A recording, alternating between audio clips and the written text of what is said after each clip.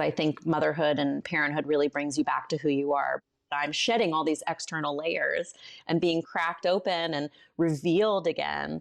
And that needs to be responded to with kindness and with love and with understanding and with context. I thought it was the yoga going into the parenting, but the more I do this work, I realize, no, it's the other way around. Parenting is informing my yoga.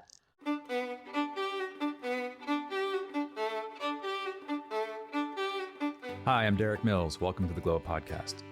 On our podcast this week, Glow teacher Ivorie Jenkins hosts Sarah Ezrin, a yoga teacher and author who blends her love for yoga and parenting in her debut book, The Yoga of Parenting. Sarah candidly shares how her yoga evolved after becoming a mother, from an intense Ashtanga practice to a more gentle and slow process. She also discusses her journey with postpartum depression and anxiety and how she successfully navigated through these challenges using different modalities, including yoga, meditation, and medication. She provides an insightful view into the concept of the Kleshas and the obstacles that life throws at us, and explores how a change in our approach to challenges can change our quality of life. Together, they both unpack what is meant by yoga in action and how the yoga of parenting can be a vehicle to continuously know ourselves more deeply. I'm grateful for this conversation, and I hope you enjoy Ivorie Jenkins' interview with Sarah Ezrin.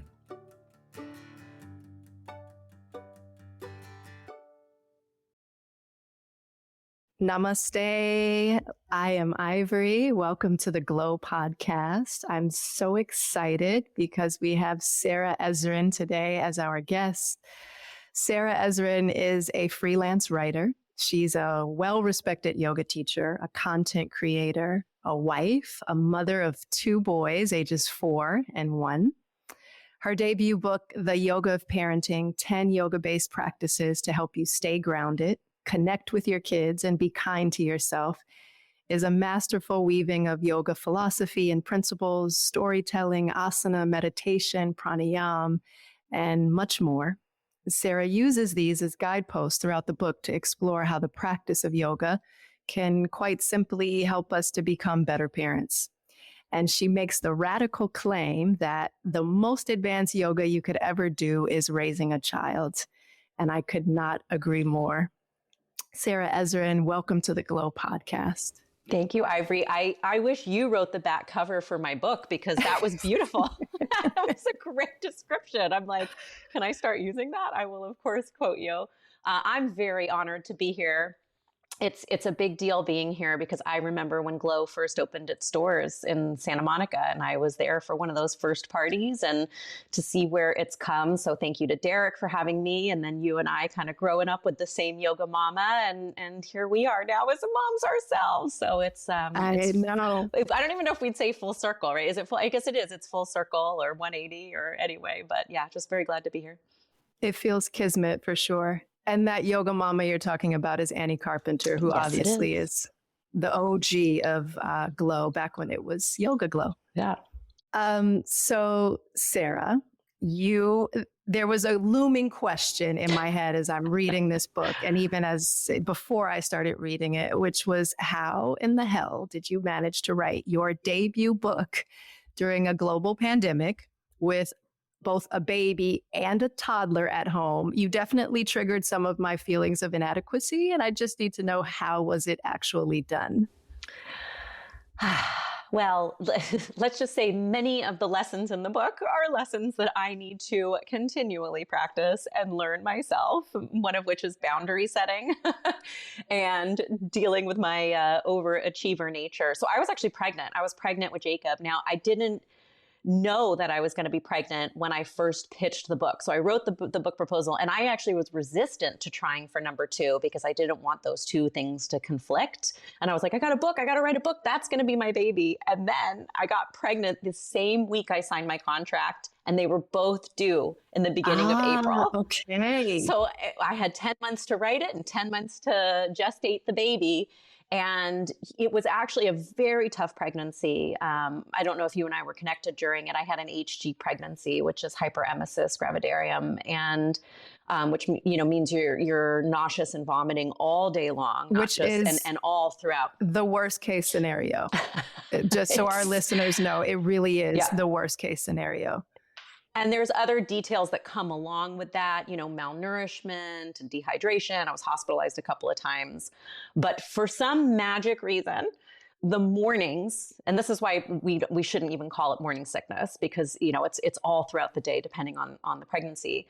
But in the mornings from 5 a.m. until 7:30 a.m., I felt okay. And somehow that was my writing time. And my eldest son is a pretty good sleeper. So that was my time. I mean, that was my meditation practice. I wasn't doing as much asana as I used to do, or even any movement, because there were days where I would crawl back into bed and I'd be in bed for the entire day.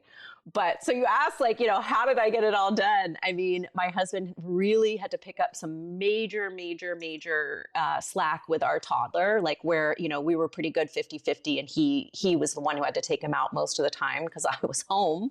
But I could write, and that was the one thing I kind of could do. So somehow was juggling it all. I don't know how it happens. I do believe that it pours through you and it comes from something bigger. But also, as you mentioned, the book is a compilation of a lot of fantastic interviews and stories. And because of the pandemic, I think so many of us were hungry for connection. I just wanted to call and talk to everybody I knew. And I was also not afraid to reach out to experts who were hungry to talk.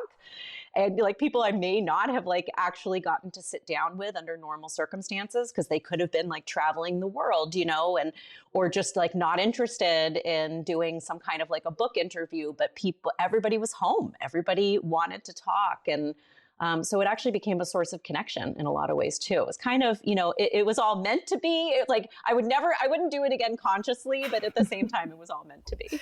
Yeah, you were definitely catching everyone at a good time. Yeah. Yeah. Everybody said those interviews took 2 hours with some people. I was like, okay.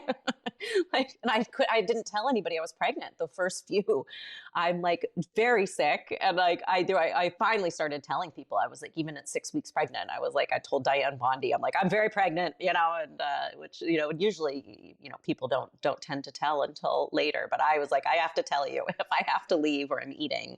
I was eating during a lot of them, but yeah, it all kind of worked out. You were saying that your asana practice was different, or maybe the asana practice was non-existent and the asana practice became more meditative and it became writing. And that's one of the things I really liked in the book. You give readers permission for their yoga practice to evolve post-children. And I'm actually going to read from the book because I liked it so much. So you say, our yoga practice is so much more than the poses. We are practicing yoga every time we remember to take a deep breath during our child's meltdown. We are practicing yoga every time we are able to calm our nervous system after we've had a scare at the playground or have had it out with our teenager. We are practicing yoga every time we observe our mind wandering from the reality of the present toward some non-existent future and are able to re-anchor back into the truth of the now. How did your practice shift after both your first and even after your second? So I come from a lineage of very strong yoga. I was a Ashtanga devotee. The only flow teacher I ever took was Annie. And, that was a once a week thing if I was lucky enough to get there that frequently. But the rest of the time, I was very, very deep into the Ashtanga world and I loved it. And it was great for me at the time. But a lot of the emphasis, even though we say it's not, at least for me, there were some qualities to it that it ignited parts of me that were not my best parts of myself, like the obsessive nature and the overachiever and the going of it. It became very pose focused, even though I got stuck on one pose for years and years, because you move through postures. I'm sure most of our listeners know, but for those that don't, it's 6 memorized sequences that you're taken through. But it was really when I moved up here and started a family, and I mean that more of like moving in with my husband, who was then my boyfriend, and our dog, and slowing my life down and not making my entire life asana-centric, that my practice started to change. And that was when I was like much more willing to skip my morning practice or only do 45 minutes and not 2 hours. And then I had a major injury and I had to have like almost reconstruction of my shoulder, and that set everything back. So it really started just with the idea of family. It wasn't necessarily the kids themselves, if that makes sense. It was the opening myself up to living amongst others and having primary relationships. And then, of course, when you get pregnant and like your body is suddenly not your own, you literally have another being that you're housing. I tried to continue my practice. I still, I wanted to go and do hard cardio, and I still wanted to try and do strong flow classes. And I got pretty far with the first pregnancy. But then I had a birth that was, completely not what I envisioned and really set me back. So coming back to the mat was a much longer recovery there. And then the balance of how are you coming to the mat when I can't even wash my face in the morning. How am I going to form time? I'm like trying to keep this thing alive. I don't even know why they sent me home with him. I'm just going to say it because I think it needs to be normalized, and we need to talk about, what happens in birth. So I had a vaginal birth. I had a 4th degree tear. So my recovery was really intense and difficult. And our pelvic floor is the base of our whole being. And I was ripped open in so many different ways, metaphorically and physically. So I felt very out of control, very lost, very scattered. And where usually I would go to my mat and do something strong and feel connected, I would go to my mat and I felt even more out of control and even more scattered. So I had to change my relationship to when I was coming to the mat. And I had to really be okay with, all right, couple cat-cows. Like I remember doing my first twist and, just like piece by piece. And also full honesty with my first, I didn't even want to do yoga. I was much happier out walking. And this was like 3 months before COVID hit, because he was born December 2019. So I was out and about and in the world. And I even started going to bar classes because I felt so cracked open. I needed something to integrate me and to hold me back together. And then, of course, the pandemic hit. And, that changed everything. I wasn't teaching. But I just was much more interested in those kind of controlled movements. I started to do more of the class by Taryn Toomey. My yoga practice wasn't what it used to be. And when I would come to the mat, I just wanted to be held. I didn't want to be worked. I don't want to do I keep going? Because that's, then with number 2, it just continues to change and change. But I think the takeaway is that where my mat was the place where I almost was beating myself up, let's be honest, and really putting a lot of pressure on myself. With creating a family, with having children, it has now become the place where I want to be nourished. And that doesn't look like strong asana anymore. It looks like lying around. And the reason that you felt disconnected from your practice, is it because you couldn't physically do the practice that you were used to? Yeah, there was parts of that. There was the physical pain, your body is completely changed. I was breastfeeding for a long time. I'm still breastfeeding now with my second. I never stopped breastfeeding. I got pregnant while breastfeeding. So how many years have you been breastfeeding? Is this 3 years? Almost 4 years. Almost 4. It's been about 4 years of breastfeeding. But when you breastfeed, your body produces relaxin, which is, the hormone that loosens all the connective tissue. So everything feels different. Everything constantly feels, and as somebody that has hypermobility, it just feels like that's what felt kind of out of control. It was like, my shoulder felt like it was like falling out of its socket, and my foot felt like it was never really hitting the ground properly. So it just, it was like even the simplest pose, down dog. Today, here I am 2 kids later, and I like down dog is one of my most challenging poses right now. And like, oh my God, like how can I ever get back to an Ashtanga practice if I can't do my down dog? And it's just that restructuring and that reframing of, first of all, do it against a wall, use a chair, there's many ways. Don't do it at all. Or, let's start to look at where the yoga practice really is. But yeah, it was just this whole new relationship. you've said so many things that I related to. First one is how you came to yoga. I also came to yoga with a strong practice. I was a dancer before. And one of the companies that I was dancing with, they had us do Bikram yoga once a week because the director just loved Bikram yoga. So she was like, this is great. It'll warm you up really well before we start rehearsals. And you either can go at 6 a.m. or 9 a.m. So I went and I was like, wait, I don't want to do yoga. I'm a dancer. I know how to do it. I know my body. I don't need yoga to tell me about my body. And I started, and exactly what you were saying about having, there's something really strong about that practice. It's really fiery, right? Lots of tapas. And as a dancer, I was drawn to that, wanted to feel like the more I did, the better I was.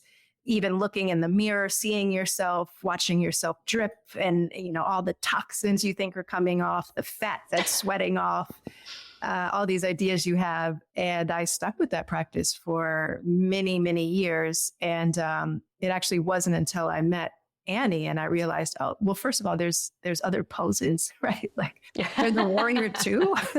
I didn't even know. But also just the philosophy of yoga and why we do this. And it doesn't always have to be asana based. So I feel you on that. And it's funny, you talk about the 4th degree tear because you kind of brush over that in the book. You just like throw it in there. I had a 4th degree tear. My son was in the NICU. And then you go on to something else. And I remember reading the book like, wait, Sarah, I have several follow-up questions here. Like, we need to talk about your birth story. So I'm glad you brought that up. And it sounds also, you talk about the Kleshas. There's a chapter where you bring up the Kleshas in the book. And what I'm hearing in terms of having to reorientate or reframe your practice for yourself after life happens is that quality of, or that klesha asmita, right? Having to change this, who I am. What is my practice? What is yoga to me? I am an Ashtanga yogi. I am very flexible. I am. And then all of a sudden you're not, and the relationship is different. And so that can be a real hurdle to jump over to reestablish who you are in your relationship to something that's been so intimate for so many years or even decades. I mean, I would even argue, like, I think all of them are triggered. All the Kleshas get triggered by it, right? Because it's like, there's the Devesha of like, oh, but I don't like this. Then like the Raga of like, oh, but I really like this. But also the Abhinivesha of it, which we know is clinging to bodily life. But that part of that, of me doing a strong practice, is me clinging to my youth and me clinging to my strength and me clinging to my mortality. Because the reality is that those were all things that I was doing in my 20s, and now at 41, which, it's 41. It's not like I'm like, I'm already getting targeted on Instagram for, elder stuff. And I think 41 is very young still, but it is not 21. It's not 21. And my body's not the same. And the reality of our mortality comes up through our body, and so where are we tuning into? And we have to tune into that higher place, right? We have to, it all goes back to avidya, and like, this body is just a vessel right now, and this is what I can do in it. And, this is the best that I'm doing, and that's okay. While we're talking about asana, in the book, you say that, quote, if you are willing to slow down and look at your stuff, parenthood can provide a powerful lens for us to know ourselves more deeply. And I think this is the same way we get to know ourselves deeply on the mat. Do you find that your reactions, your triggers, your behaviors, those that you find on your mat, are the same that you're finding in your parenthood journey? That's a great question. I haven't been asked that before. I mean, obviously I've looked at it independently, but to really think about it. I mean, you say like, what you do on your mat is what you do. Right. How you do one thing is how you do everything. Yeah. That idea. Yeah. But I don't think that's true for me anymore. And I'm not saying I'm enlightened by any means. I was like, we had a very challenging out the door this morning, getting everybody out to school, and I, get my triggers. But yeah, I mean, there's like, I think there's just a deeper, or maybe not, what I was going to say is, where I get into that kind of competitive, ignore my body's signals and push, push, push on the mat, which is what it used to be. I don't do that with my kids. And maybe that's, this is how I'm going to answer it, because this is the truth. I thought that my yoga practice was informing my parenting, but it's the other way around. My parenting is what's informing my yoga practice, because the kinder I am to them, the slower I'm able to be. So like, let's talk about this morning. My son is starting a new preschool, and it was really challenging this morning. He was losing it. And at every turn, everything was wrong. He couldn't wear the shirt he wanted to wear, and he couldn't have the cup he wanted. And, and it's very easy in those moments to let yourself get super reactive and to be like, oh, hello. Hi. This is our son, Asa. Lee, we can definitely decide to keep or not. I say, if you're open to keeping it, we keep it. Here, you can hear. No worries. You say hi. That's Miss Sarah. Hi, Asa. Hi. And that's Mr. Lee. Hi. How are you? Good. Nice to meet you. And Miss Sarah's a yoga teacher too. Then why are you teaching her? Are you the principal of yoga teachers? The principal of yoga teachers. I love that. Asa, how old are you? 5. 5? Awesome. And tomorrow is turn 6. Oh, tomorrow? Yeah. I'm going to turn 6. Do you need some presents or stuff? Tomorrow. I'm like, no. Okay, will you say goodbye? They're always trying to say their birthdays. Bye. The birthday is tomorrow. Okay, Can I have bye. that? Wonderful to meet you. Bye. Bye. Bye. That's exactly it. I mean, that's the yoga of parenting right there. So like you and I are in a grounded enough place that they're doing something that could be construed as disruptive or annoying, right? Whether it's like coming in during a work call or, demanding that they wear a shirt that's not available. But you and I were really tapping into our yoga practice there of like feeling, and I don't mean my reaction to your son, because I was like, yay, come in, Asa. But like with my son this morning, it was the ability to get grounded, to feel my feet, to recognize the greater context. And in our case, it was that he's starting a new school. Like, this is terrifying for him. This is not about the shirt, and this is not about the cup. He needs every part of me to be kind and soft and deeply listening. And compared on the yoga mat, right, that is when like I'm coming to the mat feeling broken and cracked open because I'm transforming into this, I don't want to say new person, because I think motherhood and parenthood really brings you back to who you are, but I'm shedding all these external layers and being cracked open and revealed again. And that needs to be responded to with kindness and with love and with understanding and with context, not like what I was raised with in a lot of cases, and not what my internal dialogue is often on the mat, which is like, you're fine, get up, I can't, what a loser. I can't believe you can't do that pose anymore. You call yourself a yoga teacher like that. I would never speak to my son that way. So why on earth would I treat my body that way on the mat? And I think that's been really informative. I thought it was the yoga going into the parenting, but the more I do this work, I realize, no, it's the other way around. Parenting is informing my yoga. I would agree in many ways. And it's also, I think what it's doing for me is the things that I think that I know really well, especially all of the philosophical ideas and principles, I'm actually having to put them into practice. So it becomes yoga in action as opposed to just yoga on my mat. And that's just a lot more difficult when it's in action. It's like you can keep your peace in Warrior 2 because you've been doing Warrior 2 for so long, and you know that, right, yes, it's Annie and she's going to keep you there for 2 minutes, but I can do this. I will do this. I've done it before, but trying to keep your peace off the mat as your child enters in and out after you've told them not to, right? That's just a whole different thing. I think you get into grooves in your practice and you know what's coming. And because there's so many shifts with the kids, stage to stage can be wildly different, that every day it's really a new challenge. And at the moment where you get comfortable with the challenge and you're like, all right, I got this, it immediately, I mean, like as soon as the next day is different. So there's always this constant need to be present and for the yoga to be actionable. And I just keep going back to that. Like, this is yoga in action. It's not yoga on the mat. It's not yoga on a mountaintop where you're enlightened and you're meditating, but it really is with things being thrown at you all the time. And, can you do it? Yeah.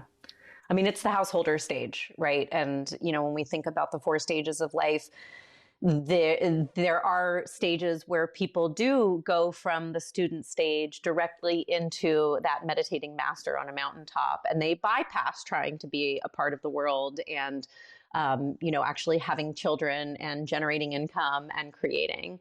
But those that choose the path of householder, which is what all of us are, it is a very challenging path because there's so many responsibilities. And it's not even just keeping the kids alive, but keeping your family afloat, right? Keeping a roof over your head, having food in your refrigerator. We also forget, and like that the Vedas even talk about that it's okay to seek, they say the word wealth, right? Like when you think of the Purusarthas, like artha being wealth, but really it's like, finances and money so that you can live your dharma, so that you can take care of your kids. I think there's a common misconception, especially in the yoga community, of like, I can't charge for classes and yoga should just be a donation based, and not even donation based, but why are we charging, and how dare we start to like want to create money and wealth. But when you look at the 4 aims and that are in the Vedas, they talk about having wealth and having financial means. And again, we're not talking wealth like, rolling in it, but like having sustainability. You need that. I need to be able to put gas in my car to drive to my private in order to teach them the yoga and give them that gift. I need to be able to put food in my refrigerator to feed my children and keep them alive as best that I can for those years. And that comes from having to make a living, which comes from having to work, which means you can't just be meditating in the corner all day long as much as you want to, at least in this phase.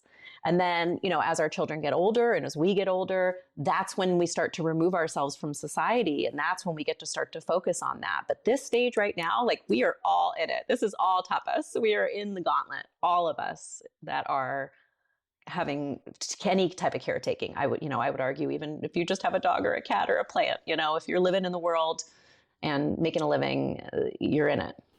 Yeah, I was really glad to see that you outline the ashramas in the book, because it puts it into perspective that this is a stage and that it will pass and you will go to a new stage. Sarah, one of your superpowers, I think, is your vulnerability and your ability to be really forthcoming with everything, including the rough patches that come with parenthood. And it's this vulnerability that makes you really relatable. I remember as I was listening, I listened to the book via Audible because I have kids and I haven't read a book in 5 years. So as I'm listening, there was a feeling of like I'm watching a Julia Roberts movie, or I'm listening to an Elizabeth Gilbert Audible book. And both of those persons are really relatable. And there's this feeling like I could be them, they could be me. And you have that quality, you have that superpower. And specifically, one of the rough patches that you talk about, or that you reveal in your book, is that after the birth of your first child, you were diagnosed with postpartum depression and anxiety. And I wanted to know, was there a certain point that you knew that your yoga practice wasn't going to be enough and that you would need to seek professional help to get through this challenge of postpartum depression and anxiety? Well, first of all, I mean, even just having my name in the same sentence as Liz Gilbert is like, you know, I'm like very overwhelmed and just want to say thank you. I mean, she has major goals and just a huge inspiration to many writers and women and human beings in this world. You know, with the postpartum depression and anxiety, so I had mild postpartum depression. What I had was pretty moderate to severe postpartum anxiety. And I didn't know that. I thought, you know, I've had anxiety my whole life. I go in and out of phases where it's quite strong, and I've never been as debilitated as it was with my son. I mean, it was to the point of just being frozen, unable to make decisions, you know, getting out of the house was so challenging. I mean, never mind, like, let's also like put it in the context that like the pandemic happened at the exact same time, right? But there was just a lot. I mean, just constantly feeling in dread, unable to sleep. You know, I would break down in the middle of parking lots, you know, and everything was just so difficult. Like, it just was so difficult. And even my yoga practice, I mean, even getting to my mat was challenging. So where my mat used to be that safe space, or at least, you know, it was, I had thought it was a safe space, you know, now in retrospect, I see I was actually kind of abusing myself, but it still was a safe place, right? It was still a place I sought out for stillness, is that I didn't even have that to go to, because getting to my mat, it just agitated everything as well. So I was very hesitant. I'm on medication. I chose to go on SSRIs. I really didn't want to. I've been on them before. I come from a history and family of mental illness. I know meds can be helpful. But I am so glad that I did. I mean, it changed everything. Mm-hmm.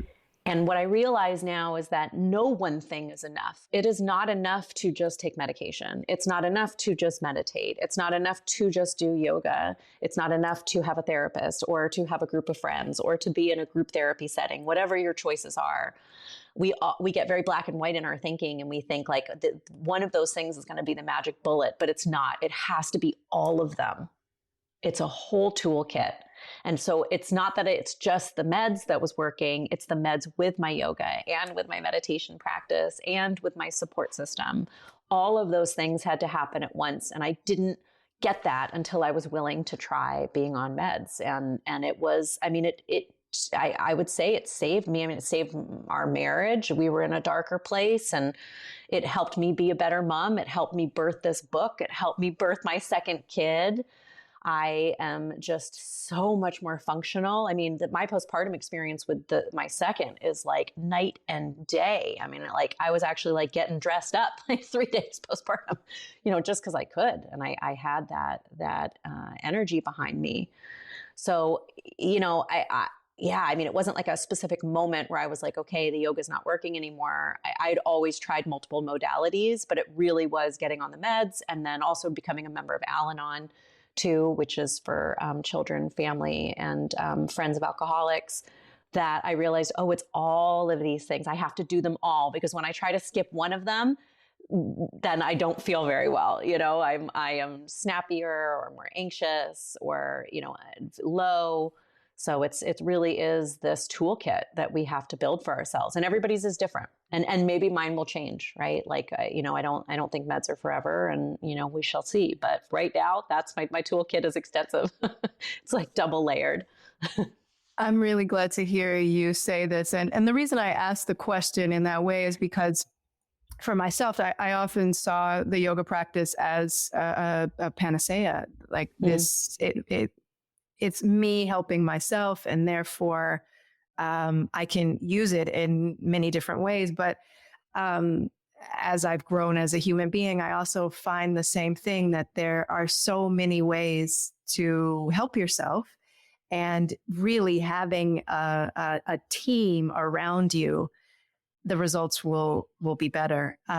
So it's nice to hear you say that you think of it as tools, many tools in your toolkit, and that everyone can be your team, from your therapist to your yoga teacher, to your Al-Anon group, to your group of friends, and that all of this helps us to just navigate this life a little easier. So thank you. I used to think that way too. And I think we were all kind of sold that, I think we were raised in a time and our teachers were taught that this is all you need, right? Show up and all will come, right? Practice, practice, all is coming. And that's all you needed. And I remember like just practicing next to people in the rooms and Ashangashalas that were like, oh, your hamstring hurts, just ignore it. Just keep practicing and it'll heal itself. Don't tell the teacher. And, and also being terrified of doing any other kinds of movement modalities. I was terrified to lift weights. I was terrified to try any kind of like cardio or spinning or any of those things. And I just, as the body is often our entryway for a lot of people. And that was at least my entryway of like, when I started to open myself up to trying more things and doing more things, I realized, oh, it's like this in a much bigger picture too. Again, it goes back to that very kind of black and white thinking, which may also just be with youth, because that's kind of how we look at the world when we're younger. But realizing like, no, it's not just this and this, it's yes and yes and yes and yes.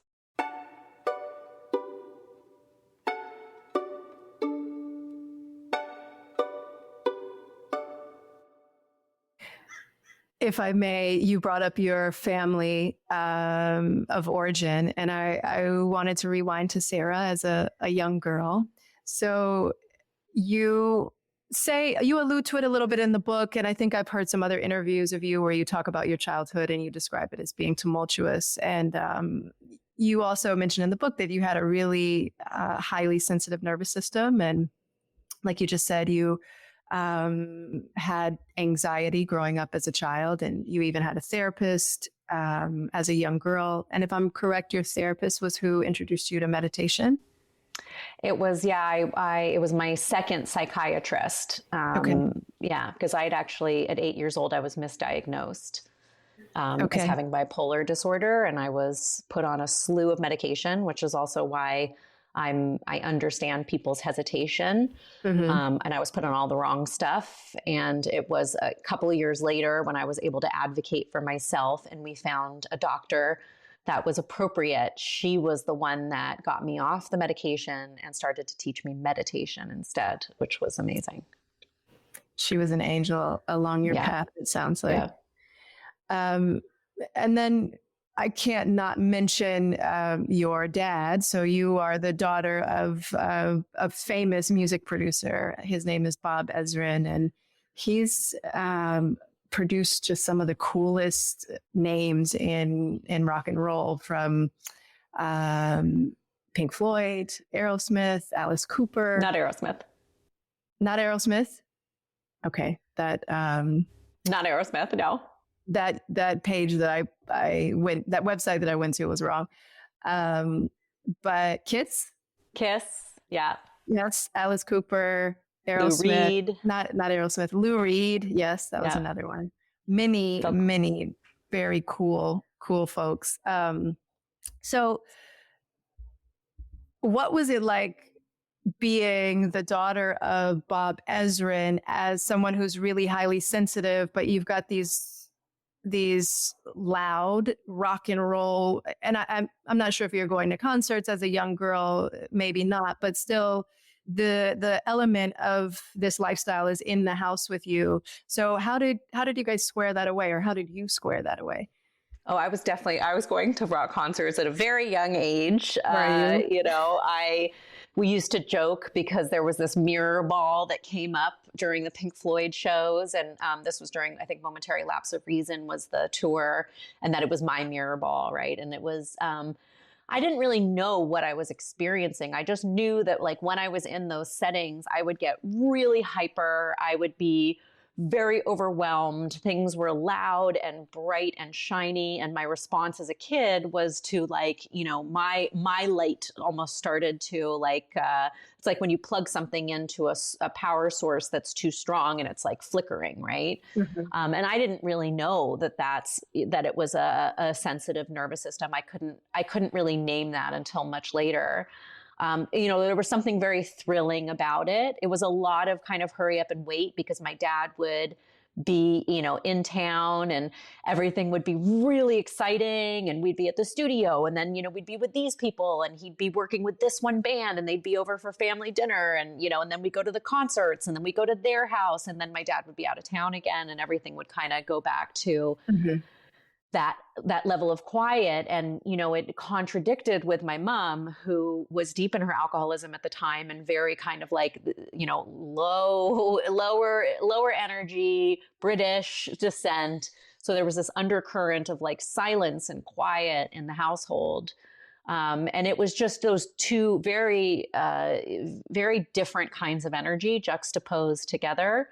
And I couldn't really figure out where I fit ever, right? Like when it was like just mom and me, and she loved me. And like, but there was, I always want to, there was so much love in our household. Everybody was just doing the best that they could. I was born in 1982. It was a very different time. And they, a lot of them did a lot of work around recovery. My mom got sober when I was 16, but in her heavier drinking days, when it was just me and her in the house or one of my siblings, my energy was too loud and too bright and too much.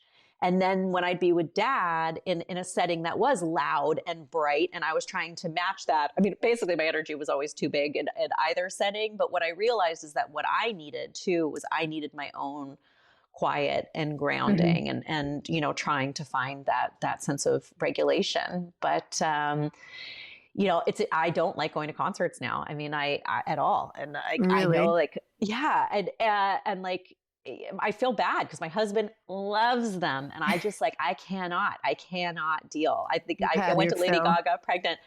Yeah, it's too much. It's too many people. It's like, I just would much rather be home and listening to the music on my end. I don't know if it's because I had my fill or I just get really overwhelmed in those kinds of settings. But I don't knock, I want my husband to go. I encourage him to go. He's a big Fish fan. So I'm like, go all 5 nights that they're here. That's fine. I'm not going to any, and I know myself enough now. And I am so grateful for the experiences I had. I got to meet some incredible people. It's really amazing. And people that I formed, great relationships with that were big fans of mine. That part of it was really cool. But the reality is like, it was rock and roll in the 80s and there was a lot of drugs going on and a lot of kind of in and out and up and down. And, is somebody going to be angry in the morning, in your family because they were partying the night before and then people are gone for a long period. So it was a lot of like, my dad always says the ground was always moving. And for a little girl that's sensitive, that part of it was really challenging. I'm a firm believer that every experience in our lives, both those that are challenging and those that are enjoyable, they add up to be part of the math that is calculated to exactly where you are right here in this moment now. And so you actually talk about this in your book in the chapter on tapas, right? Where you have us really reframe the challenges that are in our lives, reframing them to be gifts. And there's a writing exercise that goes along with that, where we name the challenge and then we also name the gift that was given to us from that challenge, which was really beautiful.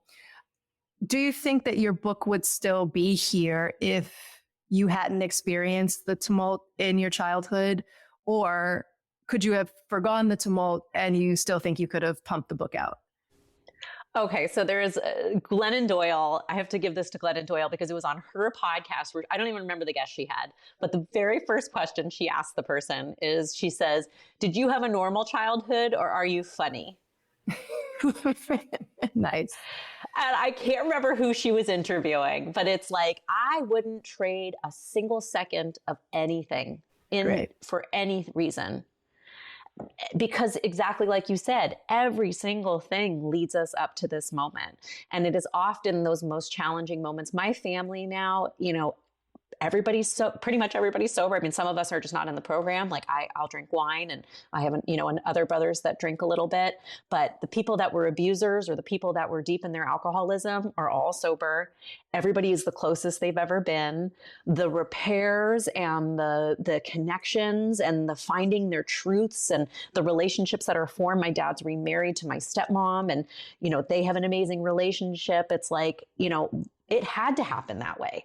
We could have gone down the path of, where you're like just going through the motions and kind of paint by numbering your life, or you start to color outside the lines and it looks like it's a huge mess. And maybe in that moment, it feels out of control. But then when you're able to stand back in retrospect, you realize, whoa, this was actually the masterpiece. I had to break out of these confinements and these constraints. So I would not trade a second of any moment of my life. I'm really glad to hear that. And here we are. Here we are. So, Sarah, you've been trained by some really wonderful teachers, and two of them, one we already mentioned at the top of the podcast, which was Annie Carpenter, who's one of the OGs of GLOW.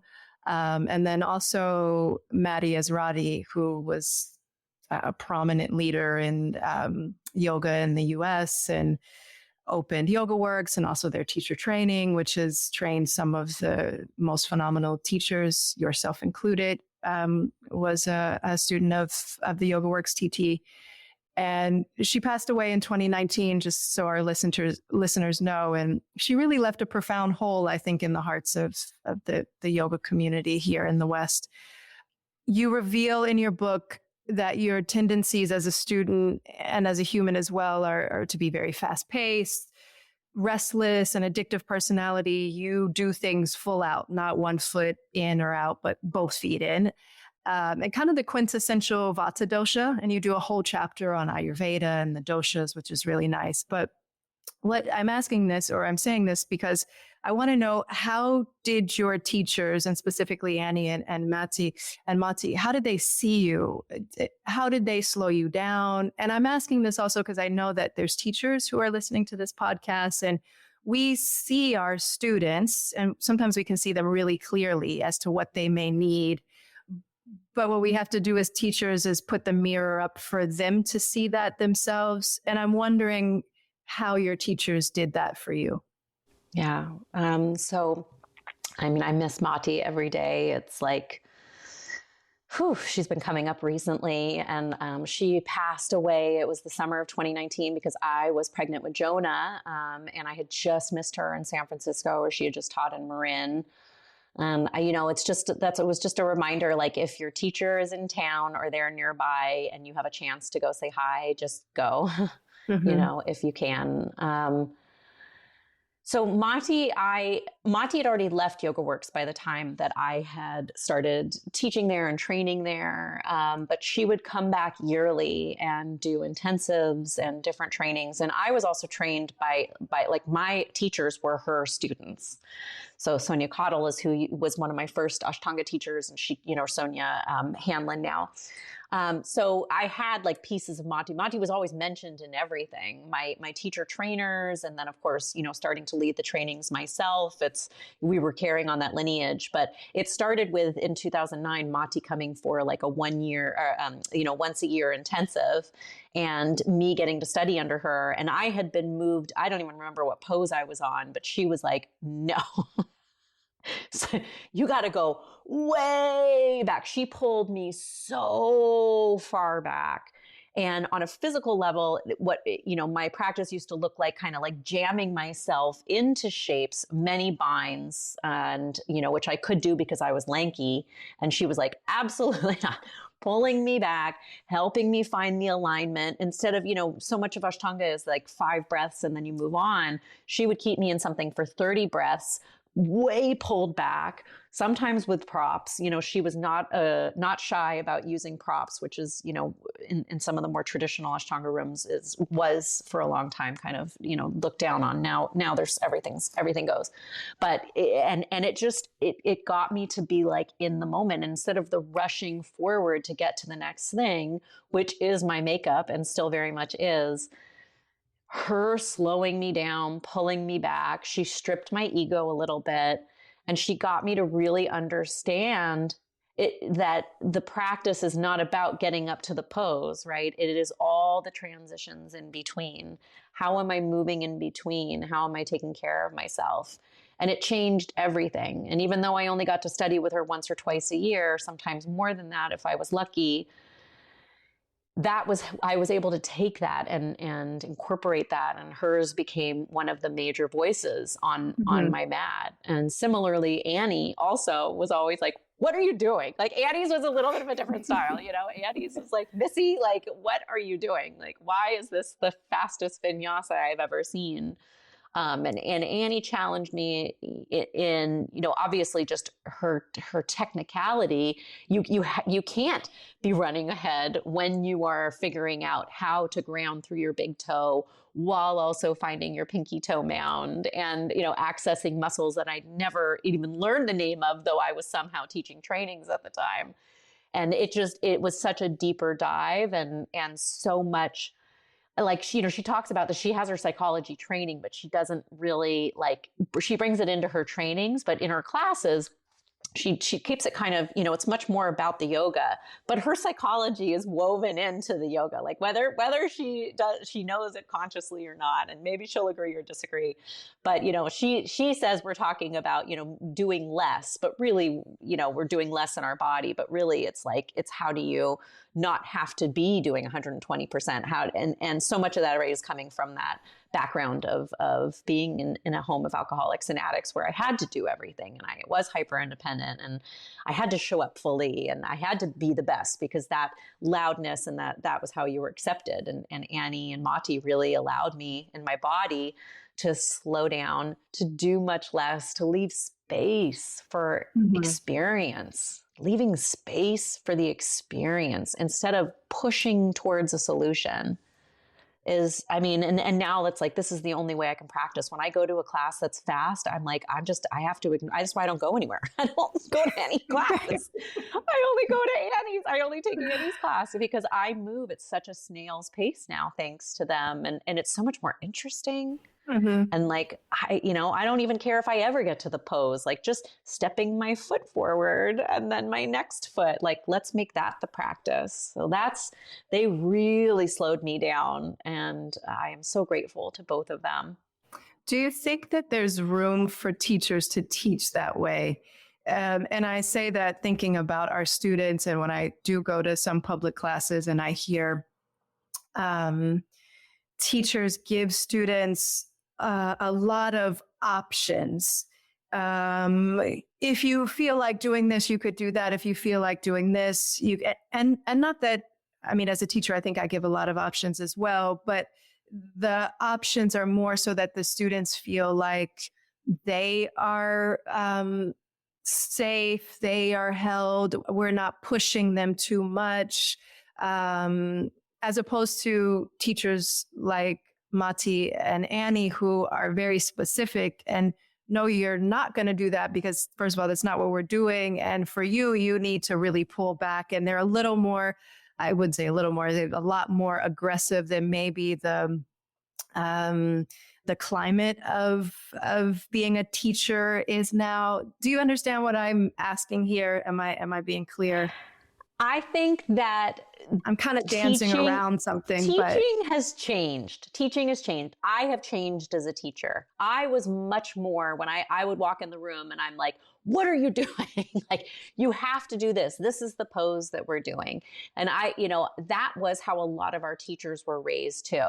It was, again, that very black and white. You just do the practice. Everything comes from the practice. Just, show up, keep doing your warrior two. This is what you need to do. And I think that we are in a place now overall where we realize that everything is much more nuanced.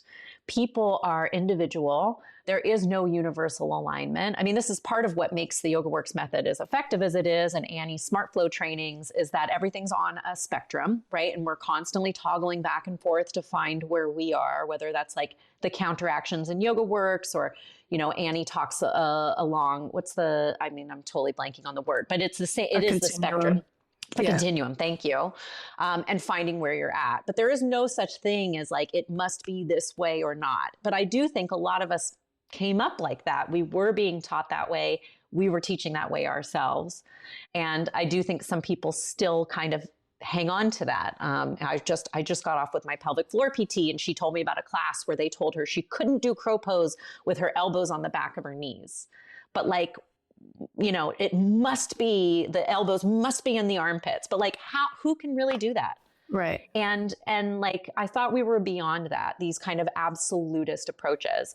So I'm very hopeful, because what I'm seeing, and I have to give it up to people like Jivana Heyman, Matthew Sanford, all the people that are leading the accessible yoga community, Rodrigo Souza, and, you know, the adaptable yoga community, that are really reminding us that that classical pose, what we thought everything needed to be, is one tiny part of the gradations of all of the things that it could be.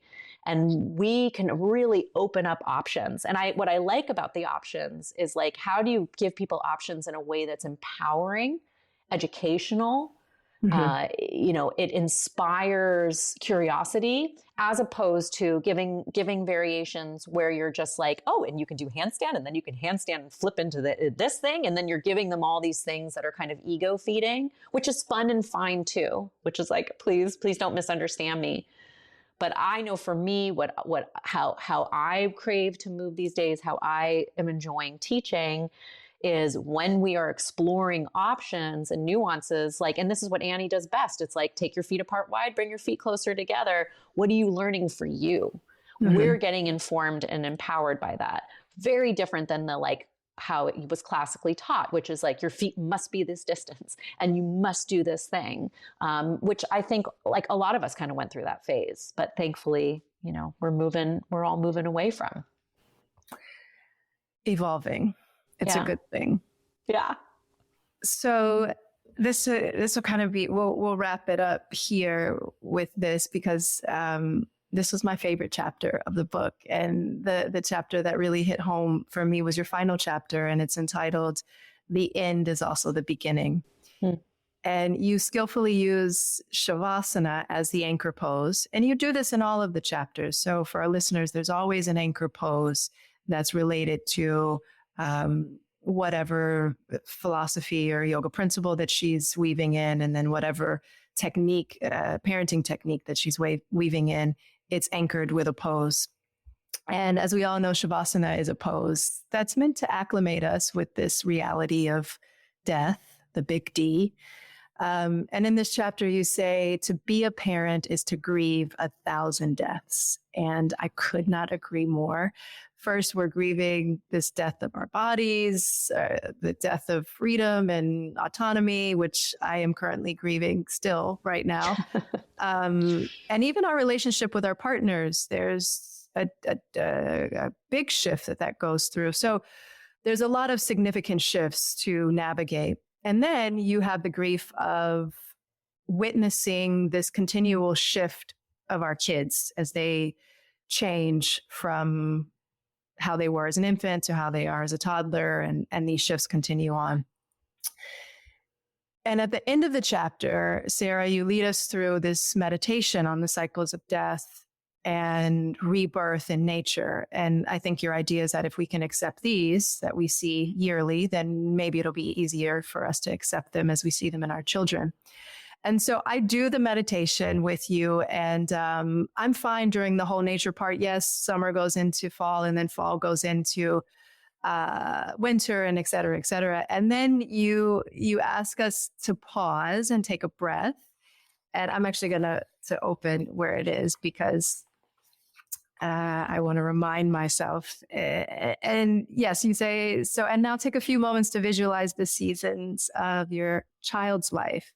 And you go through infancy into them going to their first preschool class, and then getting on their first bus ride, to graduation, to you watching them leave to go off for their new adventure and possibly never coming back to see you ever.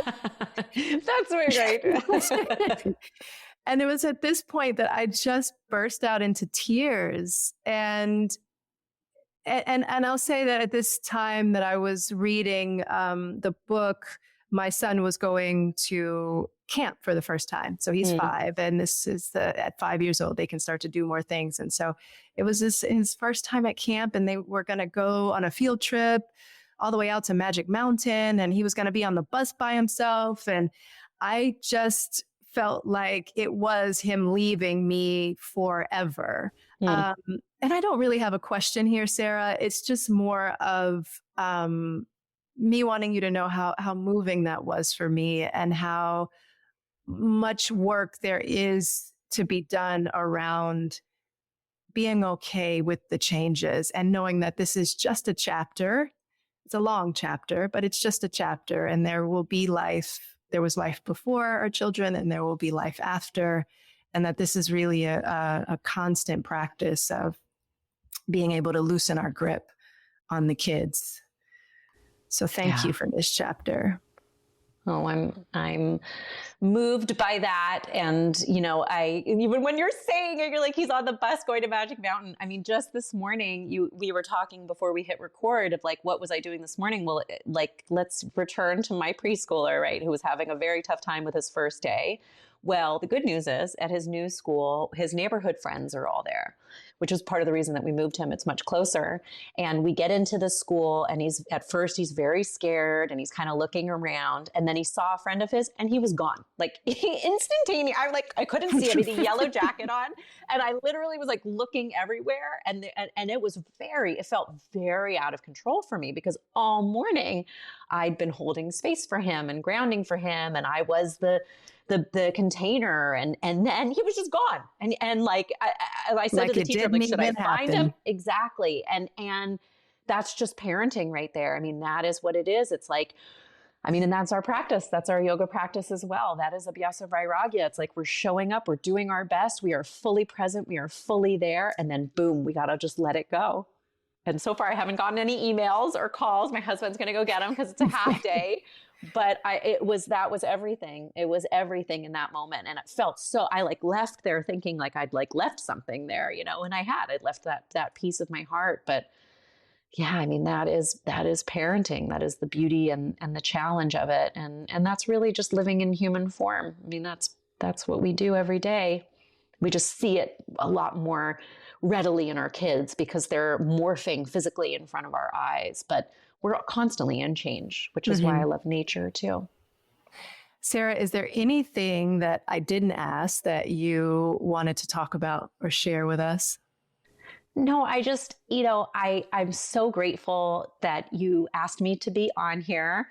I'm so grateful that Asa came in and we had that moment of real life. And whether we end up cutting it or not, we got to keep at least part of it. We got to keep at least part of it, because this is the yoga of parenting, right? And also, like, I just want to tell everybody out there that's a parent that, like, you're doing a great job, right? You're doing a great job.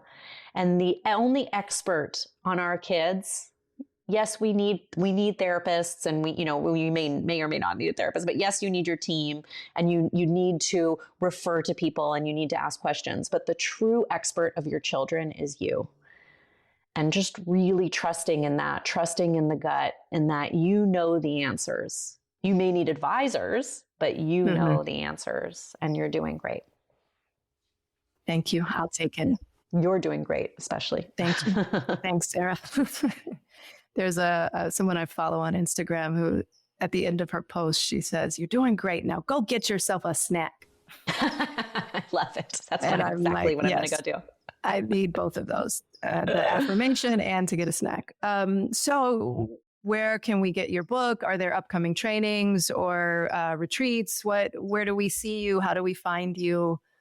So I'm still on tour. I don't know when we plan to air this, but I will be on the East Coast September 2023. So I'll be in New York and Philly and Montreal. And then I'm going to go visit the Ranch Houston, which is owned by Tamika Caston Miller and her wife, Lenny.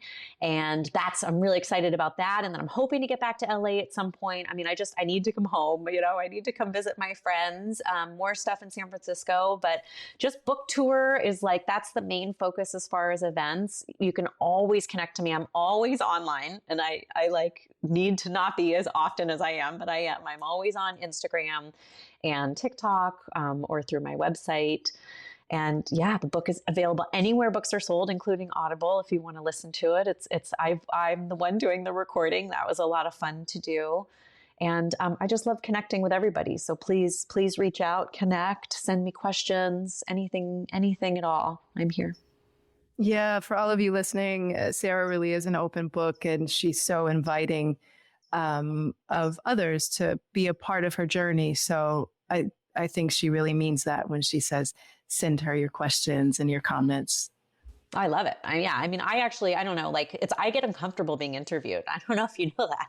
Like, I have to stop myself from asking you 1,000 questions, which is also why I want you to come and visit me sometime on the IG, and we'll do a live. But I love being asked questions so that I love being able to answer and to be able to ask other people questions so that I can create and discern and get more information. So yeah, please start a dialogue. I'm all about that. Well, thank you so much, Sarah. It was truly a pleasure. And I'll see you next time. Thank you. Thanks, everyone, for listening. Thank you, yogis.